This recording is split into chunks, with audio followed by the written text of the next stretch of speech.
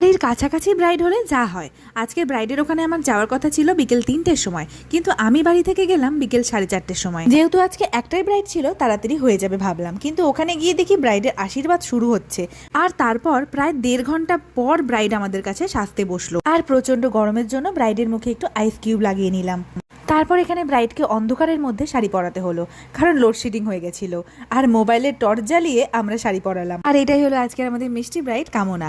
আর ওর ভীষণ problematic skin ছিল, আর দেখো জায়গাটা এত চাপা ছিল যে আমাকে কোথায় উঠে মেকআপ করতে হয়েছে। আর আজকের ওর পুরো বেসটা আমি অ্যাফ্লেজা, সপরেল আর পিএসি দিয়ে করেছি। আর আজকে ওর স্কিনটা ভীষণ সেন্সিটিভ ছিল, স্কিন প্রিপারেশন যদি ভালো মতন না হয় মেকআপ কিন্তু একদম ফ্ললেস হবে না।